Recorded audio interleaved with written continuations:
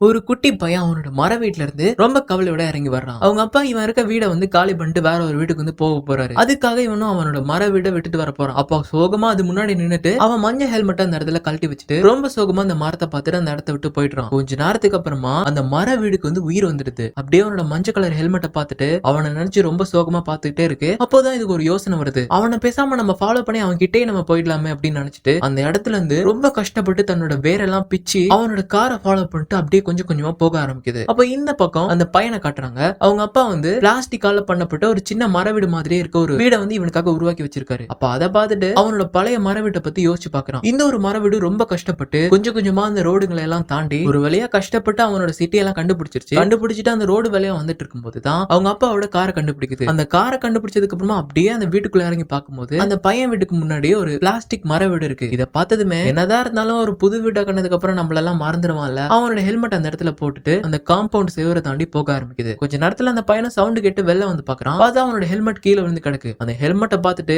கால் தடங்களையும் பார்த்துட்டு ரொம்ப வேகமா அதை ஃபாலோ பண்ணி போயிட்டு இருக்கான். அந்த மரவிட பார்த்துட்டு கட்டி பிடிக்கிறான். அதுவும் அப்படியே கண்ணை முடிச்சு பாக்குது. அப்படியே இந்த ஒரு ஹாப்பியான ஷார்ட் பிலிம் வந்து முடிக்கிறாங்க.